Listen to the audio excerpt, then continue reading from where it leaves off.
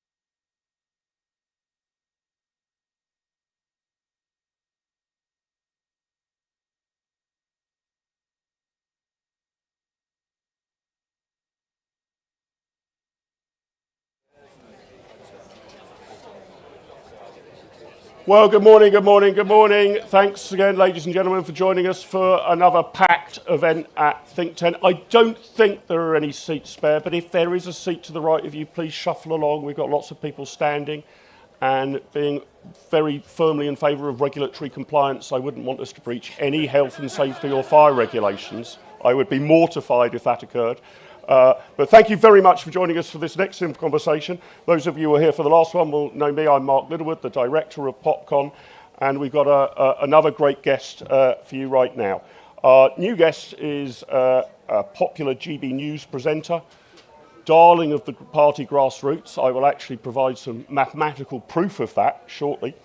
And was until July the Member of Parliament for North East Somerset, a seat he held since 2010. He's also served as Chairman of the European Research Group, Minister for Brexit Opportunities and Government Efficiency, Secretary of State for Business, Energy and Industrial Strategy, and perhaps most famously as Leader of the House of Commons. Please give a very warm PopConny welcome to Sir Jacob Rees-Mogg. Great to see you. Thanks for coming. Thanks for coming, But you left out my most important claim to fame, that I'm brother of Annunziata. Oh yes, and of course, brother of Annunziata, but that is the most important claim to fame. So, Jacob, we're doing a bit of reflection in these meetings and in this tent about what went wrong and why, but also trying to look forward to how we put things right. Very sadly, you lost your seat in Parliament. You were in the two-thirds who went down. What's it like being outside Parliament? Are you feeling relief, despair, frustration, some weird mix of the three? Well, I've just come from speaking on the main conference stage, and the last time I did it as a minister. Well, I can tell you it's much more fun doing it when you're not a minister, and you don't have number 10 breathing down your neck saying you can't say that, or you can't say, oh, that's interesting, you mustn't say that. And you're just much freer. I feel on GB News that I am more able to speak my mind. Before a general election as a Conservative MP, I sometimes inevitably had to bite my tongue. And that freedom I'm enjoying. But I loved being a member of the House of Commons. I loved representing North East Somerset. So there are bits that I miss. But actually life outside the House of Commons in opposition is quite free and a real opportunity to get to grips with a surprisingly hopeless government. Yeah. Well, I asked in the last session, and I'll ask you again, we've got a full hour here, but I'd like your audit of what went wrong, and if there's any time left at the end of the hour, I have further questions that I might ask you as well. Well, it might be easier and briefer to say what went right. I think you need to go back a long way for the analysis of what goes wrong. It's not Rishi Sunak's fault. It may surprise you that I say that, but I think he is a decent man, an intelligent man, who by the time he'd got the leadership had an impossible job. Where does it go wrong? It goes wrong for us psychologically around 2005. And we come to the conclusion, well, I don't, but many in the party do, the leadership of the party came to the conclusion that conservatism was unelectable. And that therefore, if we're to get back into power, and realistically political parties exist to be in power, we had to ape New Labour. People started saying they wanted to be viewed as the heir to Blair. We might want to be his heir because he's made so much money advising third world dictators, but I wouldn't want to be his heir in a philosophical sense. And this had a real problem for us when we came to the 2010 election, because what had we said? We'd said we would match Labour's spending plans. So when a financial crisis hit and the country was borrowing £1 in 4 that it was spending, and we were teetering on the edge of bankruptcy, what had the Tory analysis been that had pointed out the risk? Well, the only Tory who had written about this, was saying anything about this, had predicted it, was my late father. The Tory party hierarchy was saying what Labour was doing was fine and that we would stick to it. So come 2008-9, we don't have the intellectual credibility to say what's gone wrong, and then we don't win a majority. So then we get into office, tied in with the Liberal Democrats. Now, I think some people in the party preferred being tied into the Liberal Democrats to being tied into the European Research Group. But what did that mean? Well, it meant that we did an awful lot of soft left things that annoyed and alienated our supporters. What sort of things am I thinking about? Well, we introduced the power for councils to set 20-mile-an-hour speed limits. Now, this is not the greatest sin in the world, but it's pretty annoying, isn't it? And what are we in politics to do to make people's lives a little bit easier rather than a little bit worse? And we were making it a little bit worse. We voted through, just been doing the free speech debate on the main stage, we voted through that dreadful, awful Leveson report by 530 votes to 13. Guess which side I was on? And Parliament, House of Commons, when it's all on one side, is invariably wrong. And it was wrong on that. But we went along with non-conservative things. We were hostile to freedom of speech. We were hostile to the motorist. And we put taxes up and we didn't cut spending enough. We failed to use austerity to reduce the size of the state. We reduced the deficit a bit, but a lot of that was taxation. Then, Brexit. Wow. What should we learn from 2015? How do we win elections? What do we say in elections when we want to get a majority? We say we're conservative. And lo and behold, people vote for us. So we say we believe in the nation state and we're going to let the people choose because we believe in democracy. Cameron, against all the odds, on that, won a majority. Mind you, his view of the referendum wasn't mine, and he fought very hard to stop it, and made no preparation for what might happen if Brexit won. And so we got what Boris just called an old grumble jacket or something. It was in the Daily Mail today. That shining beacon of light and hope and enthusiasm, Lady Baroness May. Well, that was hopeless.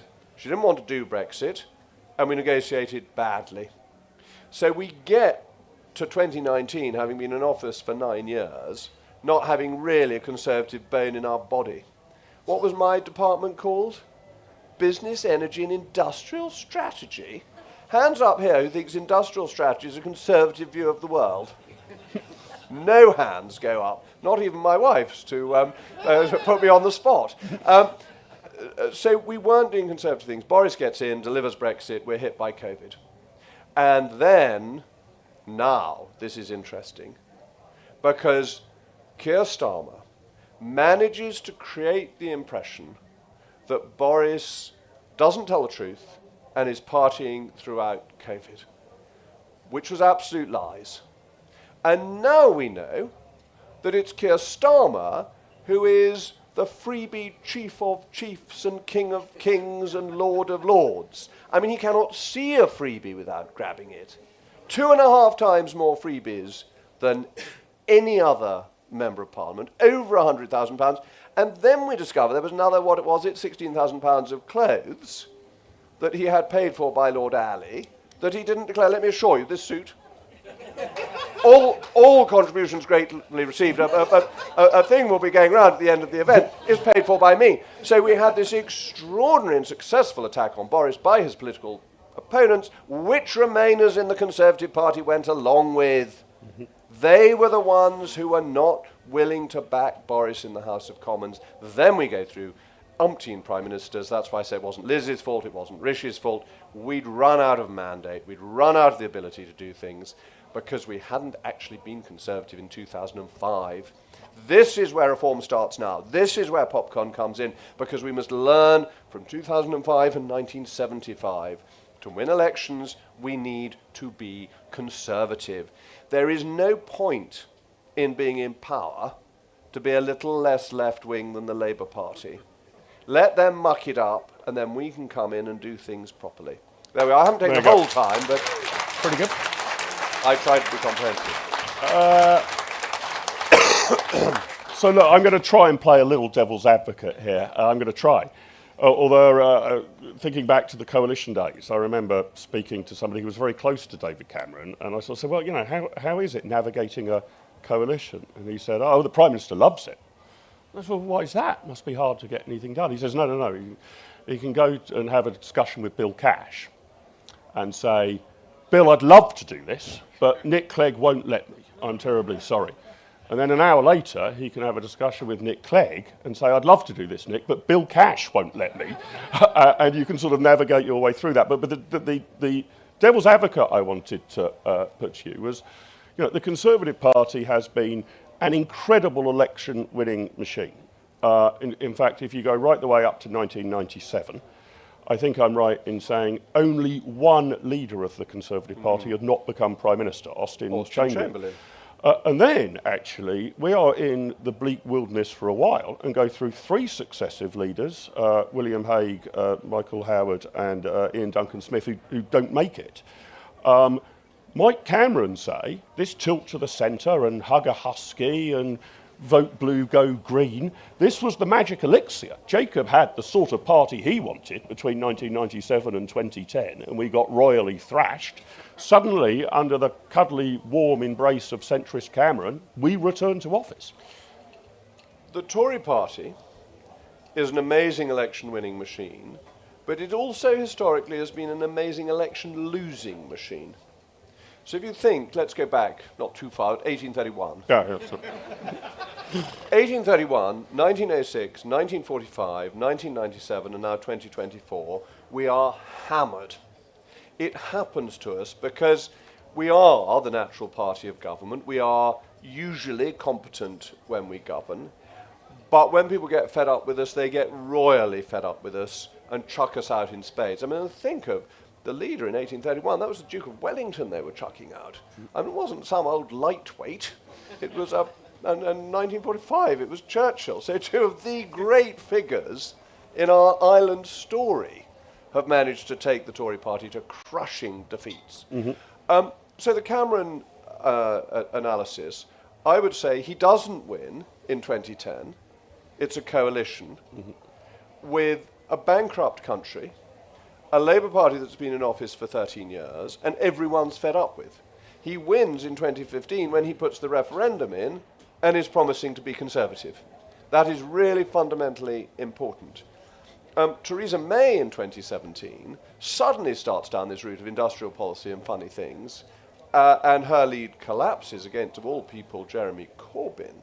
Though I think there are other reasons for that. Boris wins in 2019 with a proper Conservative manifesto. Look at Margaret Thatcher. Look at Ted Heath in 1970. How did he win? He won on Selsdon Man. It was going to be right-wing, and then he did a handbrake turn. Margaret Thatcher in 2019 is fighting on a right-wing manifesto. In 79. 79, sorry. In 79, on right-wing... If only, that's what you know. on a right-wing manifesto.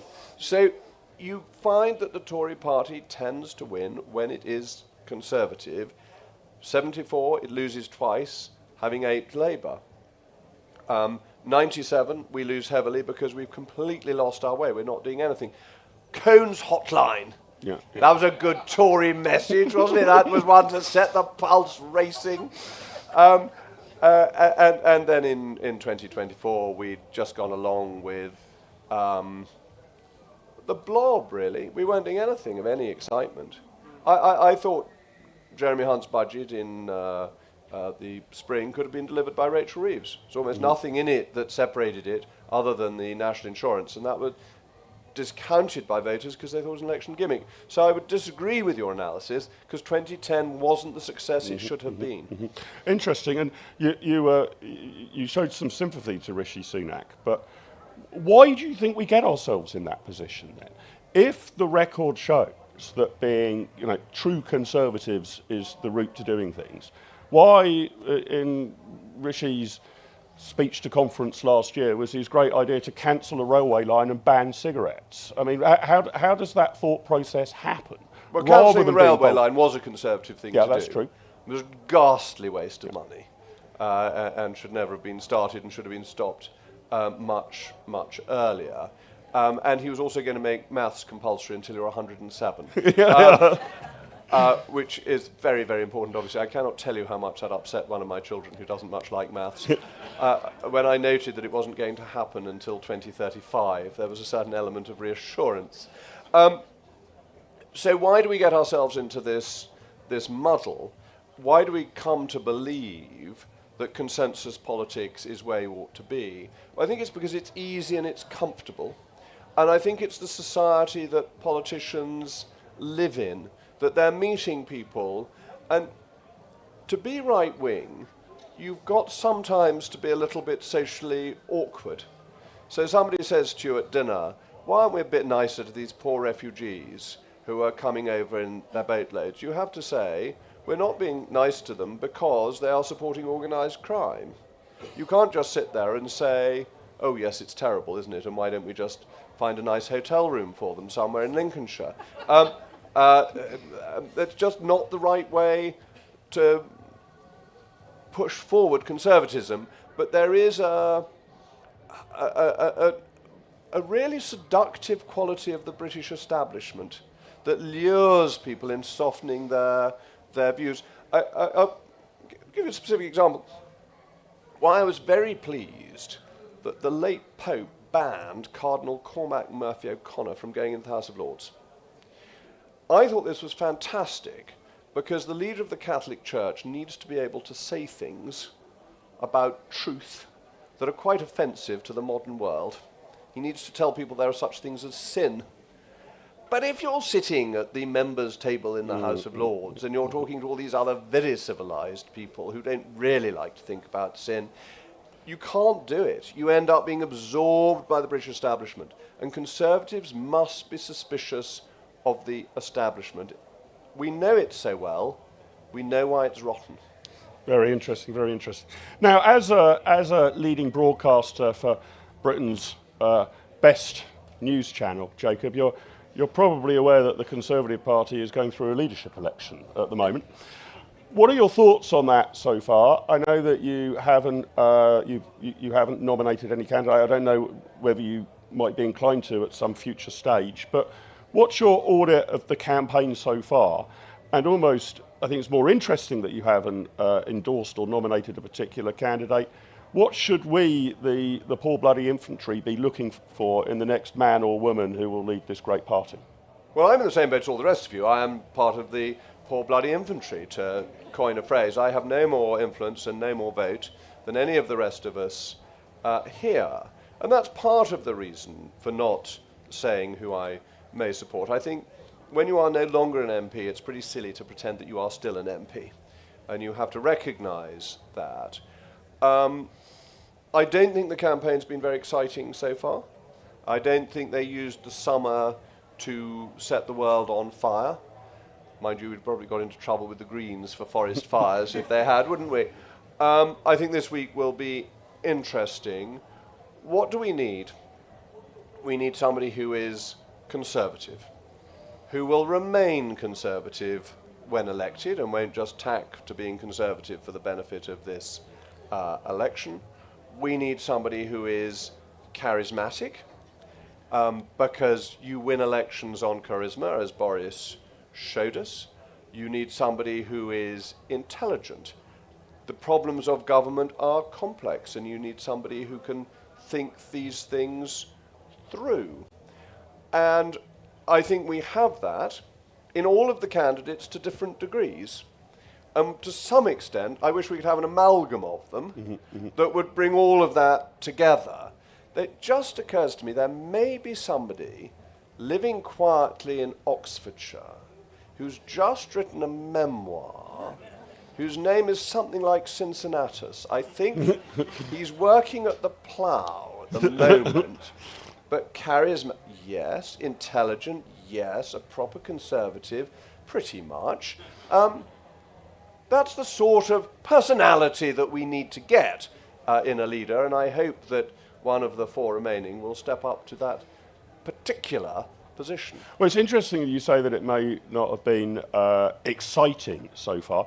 Do you think that should worry us? I mean, we're not quite going through a post-mortem because the patient isn't dead. But you might say we're going through a pretty grim sort of medical diagnosis of what went wrong, which is likely to be painful rather than exciting, isn't it? Should we worry about the lack of flamboyancy and excitement in this contest? It's a good question, because William Hague was very flamboyant at Question Time every week. He took Tony Blair to the cleaners, and it made no difference. I think politics needs to be fun, and you need a bit of pizzazz in politics, and that hasn't been seen much in the election campaigns for leaders so far, but I think that is an important part of the political mix. Also, we are dealing with Sir Ditchwater, aren't we? I mean, as in dull as. The most exciting thing about him is that Lord Alley pays for his suits. And that's where you want to have somebody a bit more exciting, because then you reveal his flaws, his limitations, his incapacities. If we were up against Angela Rayner, then you might say, well, wouldn't it be sensible to have somebody a bit boring? Because she is charismatic, interesting personality, really rather remarkable woman in many ways. If it were her, yes, then have the counter to that. But against Sir Ditchwater, let's have somebody who isn't Ditchwater too. Now, one of the things many Conservatives have been ruminating on has been, and you've spoken a lot about this, both before the election and since, but I want to tease out what your strategy might be, that the right in British politics is now divided, not something that the Conservatives have seen for a very long time, and indeed it's often been, we've benefited from our opponents being divided. Obviously, with GB News, you work sort of back-to-back with Nigel Farage. It's difficult to posit exactly what would have happened if Reform, say, had run no candidates at all, or if Nigel Farage had operated, I think, a slightly more sophisticated electoral strategy. He seems to be rather binary about this. In 2019, he stands down for incumbent Conservatives irrespective of their view on the European Union. And in 2024, he runs against all Conservatives, again, irrespective of their views on everything. But you've spoken about the need to somehow bring these forces together to reunite the Conservative family. Tell us a little bit more about that, and what does that specifically involve, rather than just a wish for it to come true? First of all, we must not blame Reform for our loss in the last election. People were determined to get rid of us, and they would have stayed at home in their droves if there hadn't been a Reform repository for broadly Tory family members to vote for. What should we do? Well, let's for once model ourselves on David Cameron and make a big and generous offer. Do you think, now, if I get the number wrong, I'm sure there's somebody here who will correct me. I've seen David Starkey's here, he'll correct me on anything, regardless, really. I think it's 92 seats where Reform is second to Labour. 98. 98. There you go. Now, what if we were to say at the next election, as we did to the Liberal Unionists, we will not oppose Reform in those 98 seats? I would certainly be open to that as a real opportunity to Reform to win seats from Labour. It would be good for the Conservative Party, because whisper it quietly, David Cameron's reforms of the candidates list was designed to stop people like me getting in and to have people who were in some cases slightly pinkos in the party. If we got 98 people who actually were wearing a Reform purple, if it is, no, it's a light blue now, isn't it? It's changed. It might make the Conservative Party a bit more conservative, and I don't think that would be a bad thing. So I think it would help us, it would help them, and we will not win if we do not reunite. Just think how unpopular Labour already is, and we could get to 2029, and you could find you get a Labour-Lib Dem coalition who then wants to put in PR and all that sort of junk, making it harder than ever for us to get back. So be generous to Reform. Don't blame them for defeat, because it was our fault. It was a made in the Conservative Party defeat, not Reform stole our votes. You cannot steal people's votes. You've got to win them. And just because they voted you before doesn't mean those votes belong to you. We have to remember that. So be generous, come to some arrangement, recognise that the biggest political figure on the right in Parliament at the moment, and I add that qualification not because of me, but because of somebody who thinks he's Cincinnatus, and you know who I mean, is Nigel. And we cannot do something without having some respect for the importance Nigel has played in British politics. And if you don't believe me, you should all read Vernon Bogdan's book on the 6 MPs who made the weather post-1945 but didn't become Prime Minister. And Nigel is quite rightly one of those. Yeah.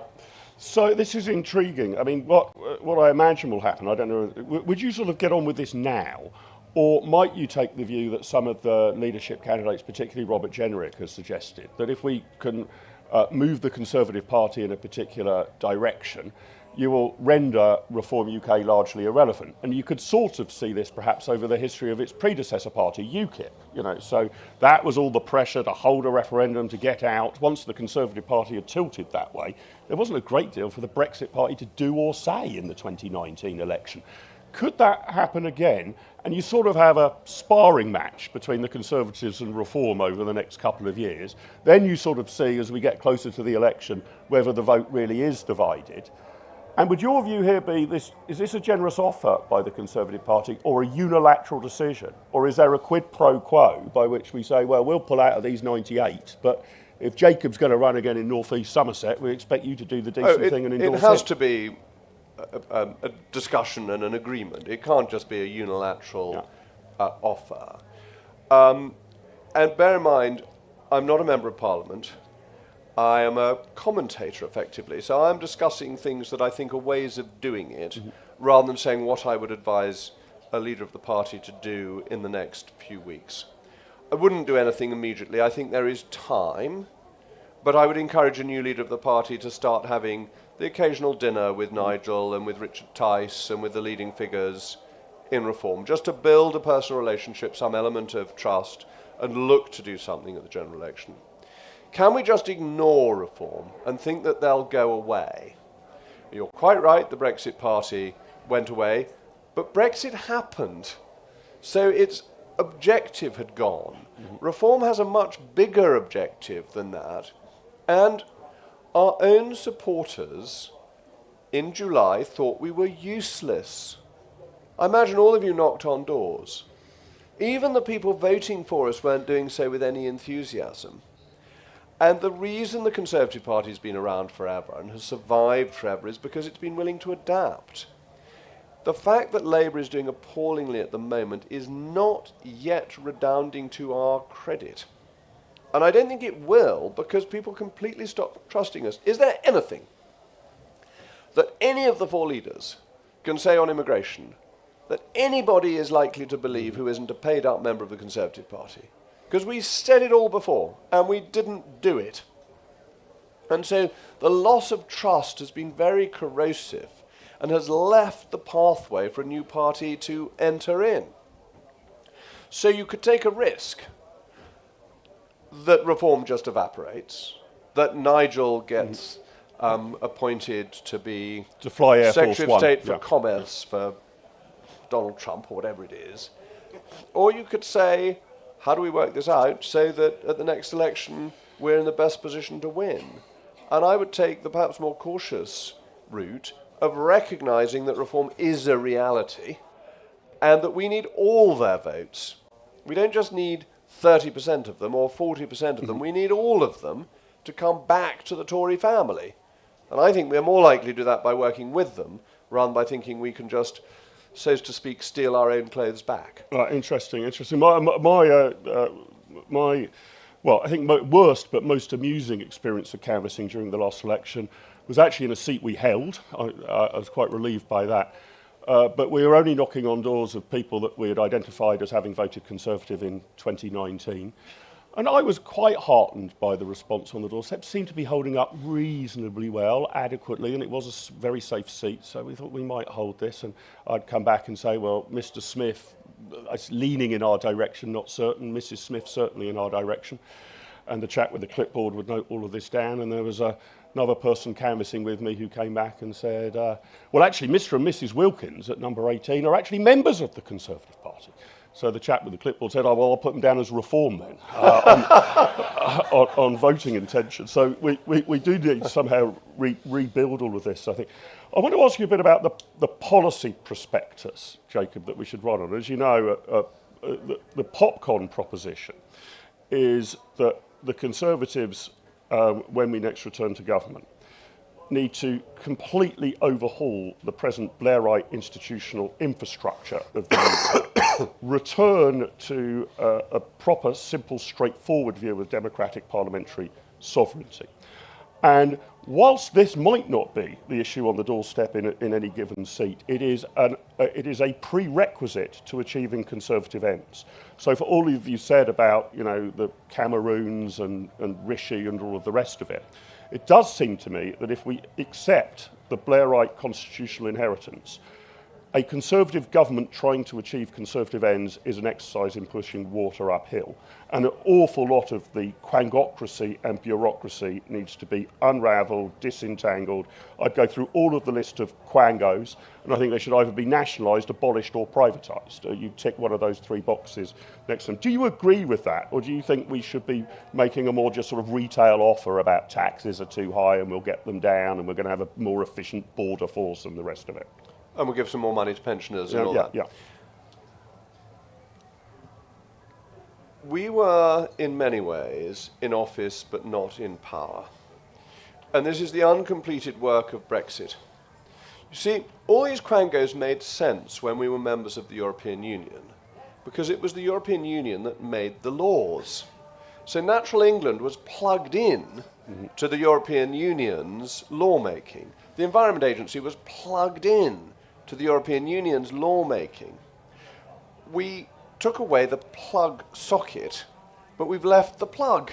And the plug is sort of waving around, unaccountable to anybody, not governed by Parliament, specifically not accountable to ministers. Ministers cannot tell these organisations what to do.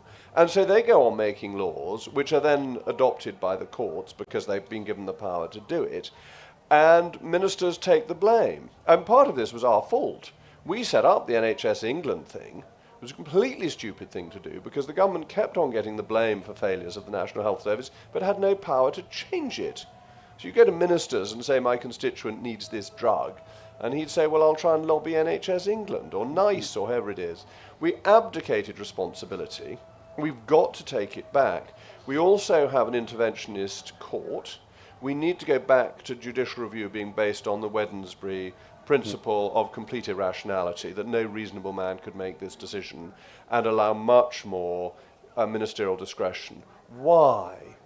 Why should I say we should allow ministers to decide when the minister may not be very good, may make a wrong decision? Because if you don't like the minister, you can chuck him out at the next election. And I think democratic accountability is a much better safeguard than judicial accountability. And actually, free press is an important part of this.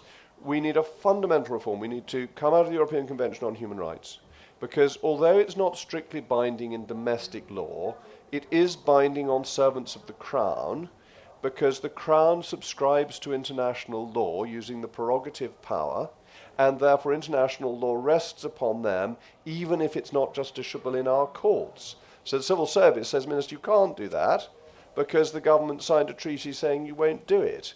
We need to get out of that approach to governing. We need to re-establish the principle of parliamentary sovereignty. We need to write our Acts of Parliament properly.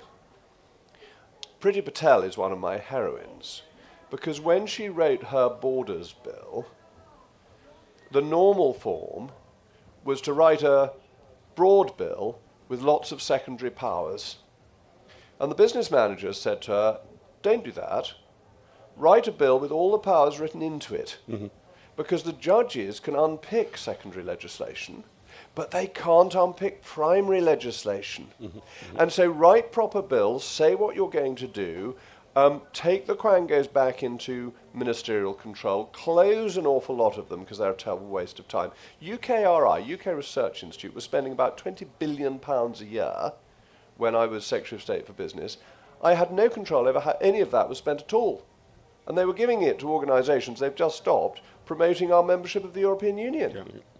I was absolutely monstrous. I'd have got rid of the lot. I think it's a terrible waste of money, quick way to save £20 billion. But I had no authority to do any of that, because we're all independent. So you're absolutely right. And we need to know from day one, we need a plan that has the legislation ready, that restores ministerial, parliamentary, democratic control, puts the judges back in the position they were in until we set up the ridiculous Supreme Court, which thinks some of the time it's the government, and dealt with these quangos. The Lords may be a difficulty, because the Lords is the biggest quango of all. And where do all the quangocrats end up? Oh, in the House of Lords. So look, I'll come to the audience for some questions in a moment, so prepare your question. I'm just going to finish by asking you, Jacob, do you actually think it's possible for the Conservative Party to unite in the next year or two? It's one thing to be a broad church, but are we actually a cathedral? Are there too many strands of different philosophical thought, too many different factions? Or do you think it is possible for this diminished band of 121 parliamentarians, and we'll discover what the total Conservative membership is when the ballots go out for the final two? But I think I'm right in saying that back in the 2001 Conservative leadership election, 320,000 ballots were issued. Well, it's going to be only a little north of 100,000 this time. Even though we're smaller, are we still too divided to unite the Conservative and Unionist Party, or are you confident there can be a coming together around this sort of agenda? I think we can and we will come together because we are smaller. In a way, it's easier, but we need a sense of direction and leadership. The new leader will be very important, and we must reunite not just the Conservative Party, but the whole of the right. It's no good saying that the Conservative Party as it currently is represents the whole of the right, because it doesn't anymore. We have lost a lot of people, but we need to recognise what it is to be conservative. I also think sometimes you get more done when things are difficult than when they're easy. When they're difficult, you make the tough decisions, because you've got to. Mm-hmm. I think this applies to the next election. I think that the electorate will be much more open to getting economic growth and cutting the size of the state than it was 2 years ago, because we're going to have low growth for the next 4 or 5 years. We're going to have the state trying to do everything. We're going to have taxes being put up as much as Labour can possibly get away with. It's going to be like the situation in 1979. People will be ready for tough decisions. And that unites the Conservative Party, because you're all wonderful and lovely people. You know that. You are good people, you are kind people, you're hard-working people, you're loyal people. But sometimes, when times are easy, you're too soft. Like I am with my children, I always give in to them. When times are hard, we recognise that we need to be a little bit more robust. When your child's about to run out into the road, you don't say, would you mind awfully not running out into the road, do you? It's the one point where you grab them by the collar and drag them back, even if that is not what you do in normal circumstances. And I think that's where we're getting to as a party. We're recognising we need to grab the child from the oncoming omnibus. Jacob, it's been fascinating. Thank you for taking all of my questions, and we'll come to the floor for some now. It's been absolutely brilliant. So if you've got a question for Jacob, stick your hand in the air. I think most of you now know the House rules. Introduce yourself. Preferably ask a question, but you are allowed a speech if it is no more than a sentence long and ends in a question mark. Those are the House rules. So let me start on this side. I'll go to Roger, then the gentleman behind him, and then the gentleman just inside there. Those three. Jacob, thank you very much for that. Councillor Roger Bird, Fareham Borough Council. Thank you for your devastating critique of what went wrong with the party establishment 2008 to 24. I think all of us in the room agree with every word of that. Now, despite your revolutionary demeanour, you are nonetheless, to most people, you come across as part of the party establishment. And of course, you were an MP all those years, you were a minister all those years. What I don't think we heard any of from you is an acceptance that at least part of the blame for all of these failures lies with yourself and the very right-thinking colleagues who were part of this devastation. Perhaps you could tell us a bit more about that bit. That was a very long sentence, lots of commas in it, Roger, I guess. And then the lots of semicolons. So the gentleman behind you there, yeah, standing up there. I don't need a microphone. Danny Mosley, Young Conservative council candidate. I think you do need the mic. Yeah. Do I not? Is it? Come on. All right. Danny Mosley, Young Conservative and council candidate for Watford. So I've been asking this for a few people already. Well, first of all, would you support the greater centralisation of young Conservative organisations where we do have an elected chairman, young policy makers, where we would, form our own policy among young people? And secondly, I know you're quite well known for your outfits, and I was wondering if you just liked mine. Two questions. And then there was just inside, the gentleman there. Yep, that's the one. Yeah, Alok Mitra from Watford constituency. Just a quick question regarding the expenses thing that's going on. I know that Starmer has claimed all his expenses based on the rules, but a lot of it is personal expenses for his own personal thing. Should that not be declared and paid tax on, like everybody else does when they actually get a benefit in kind from a third party by virtue of their employment? And can we find out if they are paying tax on it? Well, there you go, Jake. An eclectic mix of the right-wing establishment, in some part, to blame for our downfall. How would you like to see the young Conservatives sort of rebuilt or restructured? And do you like that gentleman's outfit? Whoever bought it. And if you're gifted outfits, if you are gifted outfits, what I suppose the real question, what do you think Keir Starmer's done wrong here? Or is it just a bad look, or in this horrible new phrase, bad optics? All right. On the first question, yes, it is the fault of members of Parliament, of which I was one, that we were disunited. I was part of that disunity. I was the one trying to get rid of Theresa May early on. And disunity does not help. I happen to think, and still think, that the sooner we got rid of her, the better. That it was disastrous for the party, her leadership, and her Brexit negotiation. But I'm very conscious that whenever you oppose a leader, that is damaging to your party as a whole. And it has consequences, because it was then very hard to say to people, you should now be loyal to Boris. Because they said, well, you weren't to Theresa. And so, yes, absolutely. I was in the cabinet when some decisions were made that I didn't support and I didn't resign over. I was very, very pleased today to see Boris saying that he thinks, in reflection, that lockdowns were a mistake. That's a view I certainly hold and increasingly held during the period of lockdown, but I didn't resign over it. So I can't have objected that strongly. To go back to the criticism of Elizabeth First by Sir Peter Wentworth, which I was quoting earlier, none is without fault, no, not our gracious Queen. None is without fault, no, not the chairman of the ERG. That we are all responsible for the catastrophe that came upon us. And I think at the point at which we got Boris out, it was too late. And I think there is an important constitutional development that we need to have an election when there is a new Prime Minister. I think the mandate, for all that we're a parliamentary system, is very personal. And if Keir Starmer is in hot water, he should watch out. Your outfit's absolutely splendid, sir, though no one in their right mind would take my sartorial advice. Annunciata and Helena are here, and they're both young ladies of fashion, and I'm sure they will be able to give you much better advice than I can. On the YCs, in principle, I am cautious about centralisation because it tends to mean control by other people. On the other hand, the YCs needs fundamental rebuilding, and I'm not sure it can be done on an association level. So I'm, in all honesty, I don't really know what the right thing to do is. On the rules and tax, well, I looked into this. I was quite interested on the tax aspect of the payments. He is not liable for tax because he is an office holder, not an employee.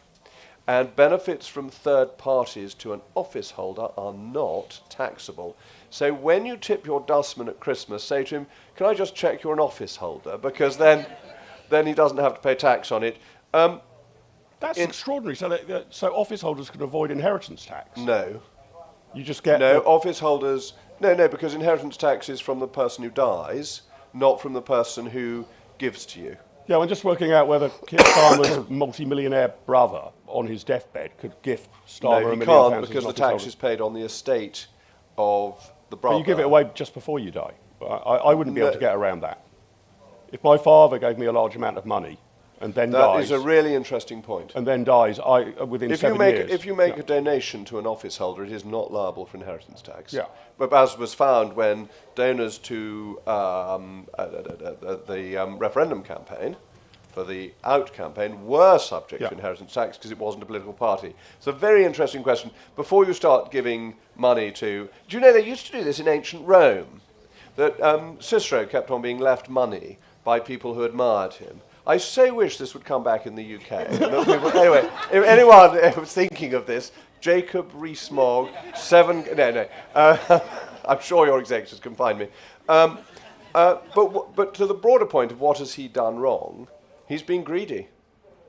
And he was also very hypocritical. He was so anti what Boris did. He was so anti people who made mistakes on their expenses when they'd followed the rules, and he said following the rules wasn't enough. He's followed the rules, but following the rules isn't enough. And he may have underdeclared as well, and I think this is the greater problem. I mean, all the estate agents are salivating at the thought that they could have rented this palisade in Covent Garden for £20,000 when it might have cost anybody else 40, 50, 60,000 pounds. Underdeclaration may be his real undoing. And what's interesting about that is that nobody cared whether he declared 20,000 or 50,000. They cared whether he was doing it, but not the amount. And so often this happens in politics. You get tripped up by being a little bit clever on something that if you'd been honest about it straight away, no one would have minded. It's interesting, but where on the flat thing does look strange, and especially the story about his son's revision, where the tenure in the flat extends beyond the GCSEs being sat. But aren't we now getting a bit ludicrously puritanical about MPs being taken to Wimbledon or football matches or stuff? I mean, this isn't peculiar to the Labour front bench. This is fairly standard operating procedure, isn't it? How many times do you think I took a free ticket to Wimbledon in my period as a Member of Parliament? My wife knows. Or to Lords, or to the Oval, or to Covent Garden, or to Glyndebourne. Zero. I got invited to these things. I went to the Palace of Varieties, which was where MPs performed a turn, and I was the guest of Ladbrokes. And I said, I will sit on your table and have dinner, but I will pay for my own ticket. I think the only reason for these invitations are to corrupt people, and therefore I did not take them. And you may think I'm it's very difficult for a Catholic to be a Puritan, but nonetheless, look, I love going to cricket. I pay for myself. I like going to the opera. I pay for myself. I just cannot understand why people could not see what the intention behind this lavish hospitality is. I went to 2 football matches as a Member of Parliament, for Keynsham Town and for Poulton Rovers, both in my constituency. I know nothing about football, but it was fascinating to go to one's constituency to see an event. And I just think it is a minor corruption of public life, and MPs should not accept it. I took honorary membership of the Carlton Club whilst I was Leader of the House. Why did I do that? Because it is the Conservative Party's club. I saw that there was no conflict, there was no effort to influence any decision I might make. Okay, let's take a few more questions. I'll come to the front here. So let's take the gentleman on the aisle here in the second row, then here, then here. Simon Rowland from Westminster member. What do you regret, perhaps, from the 2019 manifesto, given that presumably you think it had quite a lot of interventionist policies in it? Okay, and then onto the front row here, please. You can just pass the microphone along. Thank you. Robert Smart from Eastbourne. Loved your speech, Jacob. I'm going to ask a question that I thought Mark was going to ask, and that is, I understand that you would be a popular chairman of the party. Is that of interest to you? Maxwell Woodger from Kensington. I wonder what your opinion about Rachel Reeves is, and her I guess downplaying things when it comes to the future budget, and your opinion about that possible future budget. So a good set of questions there. There's one I can add some data to as well. The 2019 manifesto, you were saying that was a Conservative platform. Was it really? There was quite a lot of market intervention there rather than market liberalisation promised. Robert asked about what you might want to do in the future, and I don't know if you know, Jacob, but we have a PopCon opinion panel. About 500 or so Conservative Party members respond to an array of questions, which we then feed into the MPs, the media, the leadership campaigns. And we did ask who they would most like to be the next chairman of the Conservative Party. And you came top on 27% of the vote, just a little ahead of David Frost, who was on 21% of the vote. Is that a career option that appeals to you? And then Rachel Reeves, are we back to talking down Britain? It's doom and gloom under Starmer and Reeves, isn't it? Or is that just honesty about the prevailing economic landscape? Was 2019 a Conservative manifesto? Yes, because nobody cares about the details of manifestos. It's all about the big picture. And the big picture was get Brexit done. And that was a right-wing thing to do, and that's what people voted on. What was in the manifesto to regret? Oodles. Oodles, noodles, all this dreadful stuff about hating landlords. I mean, I am a landlord. I like landlord, but I don't entirely dislike myself. It would be bad form. This anti-landlord stuff was crazy. We were still going ahead with HS2, which was ridiculous. I'm in favour of levelling up, but not by spending lots of taxpayers' money. I'm in favour of levelling up by free ports and things like that. Enterprise zones. Much more exciting way of doing it, and to get people to go and invest there. I'm in favour of levelling up through the places you're levelling up being lower cost and market forces directing people to go there rather than thinking you can do it by state control. Mm-hmm. So some of the details of 2019 manifesto were awful, and our landlord stuff particularly so. But this was part of our long... I mean, look at what Osborne did on the taxation of landlords, and then in the last budget on holiday lets. How many people with holiday lets do you think had voted Labour in 2019? Mm-hmm. Mm-hmm. Now, Labour takes it to the other extreme, so all pensioners are deemed to be Tory voters, so they have money taken away from them, and train drivers are deemed to be all socialists, so they get tons of money, sackloads of money. We're not like that, but actually we were almost gratuitously hitting our own supporters in some things we did, not just in the 2019 manifesto, but on from that. Chairman of the party, it's very flattering. Richard is doing a brilliant job. I mean, I'm really impressed by our current chairman, and not least, he's made the party conference for members. Mm-hmm. You can speak on the floor of the convention set. I mean, when did this? I think he's saying 2 decades since that's last happened. Most of you weren't born 2 decades ago. We're so youthful in the Conservative Party, and now we're allowed to speak at our own conference. I think this is a really good move. Though this is the Jim Hacker answer, if my friends and colleagues advise me that in some humble capacity I could serve the party. Let's leave it at that. Old boring snoring, as she got called by Ian Katz one evening when he tweeted by mistake after she'd been on Newsnight. The black hole is sheer dishonesty. And I think that the Labour Party is failing to get away with that. Bear in mind, of that 20 billion, half of it's pay rises, and half of it the government's already got back because the Bank of England is not going to sell so many bonds into the market over the next year, which John Redwood and I had been calling for it to stop doing at least a year ago. Completely stupid policy. Though my views of the Bank of England would make another fringe meeting altogether on its catastrophic incompetence in recent years. I think Rachel Reeves has blown it by that level of dishonesty. And that why would you trust a word she says now? And it's a complete misunderstanding of the size of our economy. If the ABR were faintly competent, it might estimate the budget deficit within £20 billion each year. It doesn't. It fails.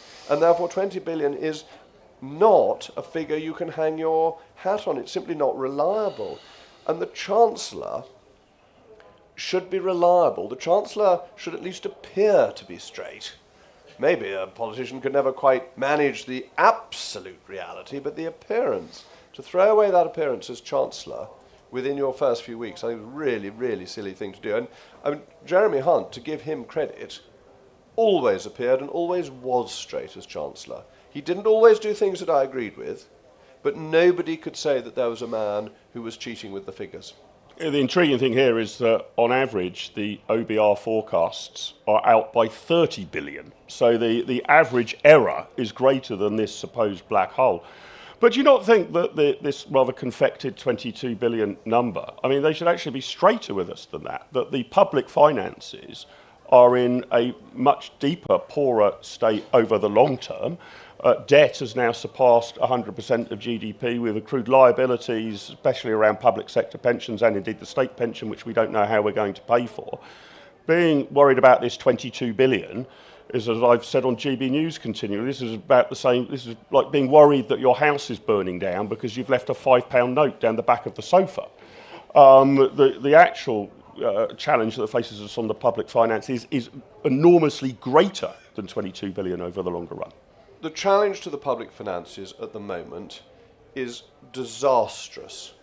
You cannot run a 5% of GDP deficit and be dancing in the streets when the OECD says you will be growing at 1% this year. That is the way of bankruptcy. Your deficit has to be lower than your long-term growth rate.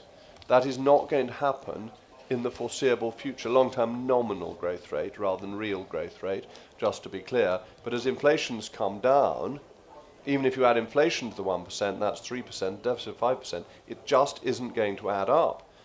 And this is a really serious problem. It's why I think in 2028, 29, we have to reunite the right, because we are going to be responsible for as big a change in the approach of the public sector as Margaret Thatcher introduced. Otherwise, we are heading towards national bankruptcy. Let me take one last round of questions. I'll take the lady here, then Charlie behind you, then the gentleman behind you there in glasses. If you can keep it brief, we've only got a few minutes left. Thank you. Hi, thank you. I'm Amy Gibbons. I'm a political correspondent at The Telegraph. I'm interested in what you made of Kemi Badenoch's comments on maternity pay yesterday, suggesting it was too excessive. Do you agree with that? Okay, and then just behind you to, is it Charlie? You can pass the mic back there. Charles Amos, themusicindividualist.substack.com. You say we need a smaller state. Cutting the state by 10% will require £120 billion of cuts. Could you outline £120 billion of cuts now, please? Thank you. Jacob, what do you think of Could you introduce yourself? George, City of London. What do you think of the new proposals for assisted dying and the general culture of death in our society? Okay. Well, a similarly eclectic mix. Well, I guess maternity pay was an issue, but this is a classic, isn't it? I mean, I don't think Kemi said let's scrap maternity pay, nothing like that. But whilst there's this general consensus we need to get spending down, as soon as you suggest one area in which there might be a reduction, I mean, all hell breaks loose, even at the Conservative Party conference, right? So Charles asks, what have you got, on the back of a fag packet, 100 or 120 billion pounds worth of cuts to put things back in, and then a kind of moral question at the end, assisted dying. So let's wrap up with your thoughts on those, Jacob. All three very important questions. On maternity pay, I think it's right that basic maternity pay falls on the state rather than on the employer. I don't think it's reasonable to put that burden on all small employers. Though I would say that most businesses that can afford it are more generous than statutory maternity pay. By and large, I think this is a business decision. Do you want the employee? Is the employee contributing? Therefore, what will the terms and conditions be? I would much prefer to see employment law done by contract rather than by state fiat. And I think we're heading in the wrong direction with Labour looking to more state fiat. I think there is a view that most people work in a Victorian style and there is a powerful employer and a weak employee.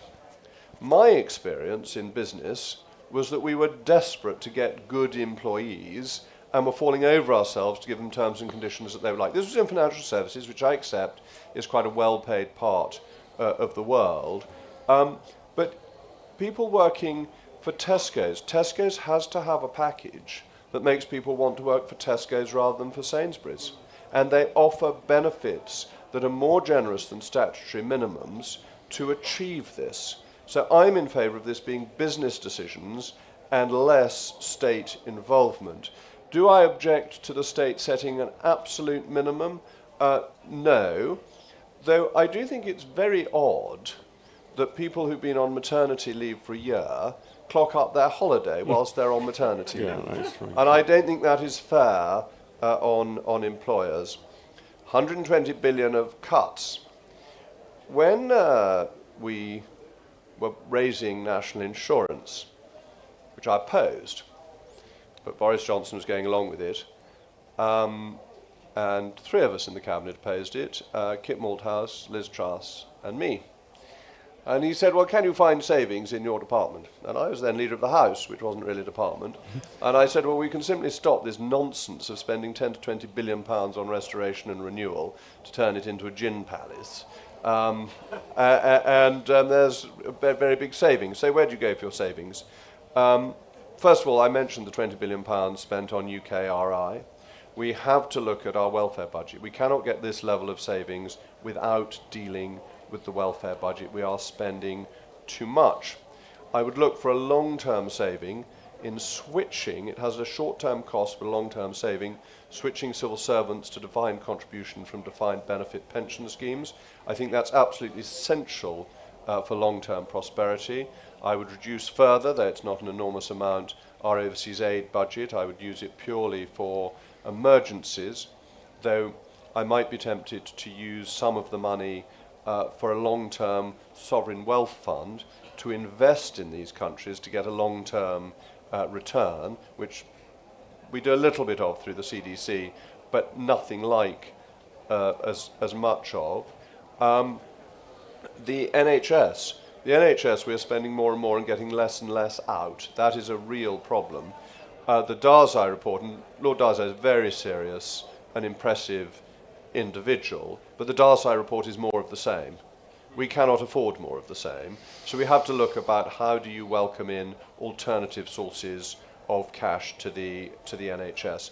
I'm not saying take away the principle of free at the point of use, but do you look at the Australian system, do you look at the Japanese system and try and work out how to make savings there? I haven't got you 120 billion pounds off the cup, but how much does it cost to build one new prison cell? Any guess? 20,000. Higher. 600,000 pounds. Why is that? Partly environmental regulations, partly the net zero regulations. You're trying to buy net zero steel, all this sort of nonsense. You just got to stop all of that. We've got to stop the regulations that make the state fundamentally less efficient than anybody else. We should have it should not be conceivable that a prison cell costs more than a house. No? So, what does it cost to build a house? Any house builders in here? 200,000? So you would have thought an ordinary house would have at least 4 cells in it. So 50,000 per cell might not be unreasonable. That's where the unbelievable waste in government. And finally, assisted dying. The cult of death in modern society is the greatest tragedy. We have a population shrinkage. Do you know how many babies were killed last year? 250,000. That is the great tragedy of the Western world. It is far more serious. It is far worse than global warming. It is destroying our future. And it is ignoring that second life, that child in the womb that we know from the pictures is growing and forming from that moment of conception, the point at which its soul is also created. And now, not satisfied with killing 250,000 people ripped untimely from their mothers' wombs, we're going to kill people off when they become a cost to the NHS. And that's what you should be really worried about, because on abortion, you know perfectly well that my view is a religious one. My view is the teaching of the Catholic Church. I still think it is the greatest tragedy, the greatest sorrow, and the greatest sin of our nation. But on assisted dying, We ran our country, we closed it down, we stopped children going to school for the convenience of the NHS. What chance that elderly person occupying a bed costing £1,000 a night, what chance that person, elderly, in intensive care, who will not feel a burden, be told that she's a burden. The doctor's saying we could do with that bed. We've got people waiting 4 hours in A&E. If you're in a coffin, we could have that bed for somebody else. We know what it's like to run our society of the NHS. This isn't some scaremongering. Old what's-his-name, Matt Hancock, wanted to decide who over 80 was to live and who was to die. We've already seen this. We came within a whisker of it. And now we're thinking of pressurising the oldest in our society to decide to end their own lives. And we think it'll all be done marvellously by judges and by doctors. Well, I don't trust either of them to do this. Look what happened to that poor little boy who was meant to die. The doctors said would die. The judge said must die. Treatment must be withdrawn. The parents wanted to send the child to a hospital that would at least try. And the doctors were wrong. The judge was wrong. And the child has lived. But it didn't get the treatment in the hospital because the parents weren't allowed to take it out. Because the judges and the doctors wouldn't have it. We cannot allow our society to become an absolute cult of death. We as Conservatives believe in the individual. We believe in the individual having a fundamental right to life and to be able to have that life. Why are we against capital punishment? Because it made mistakes. Not because criminals had to be protected. And we see this one child where the state has made a mistake that the state wanted to kill, take treatment from so that the child would die. And we want to nationalise that and give that authority to the courts. The courts who ruled against prorogation, well, you can tell why I don't trust them. If you don't trust them on little things, I wouldn't trust them on big things. We must be the party of life, not support a cult of death.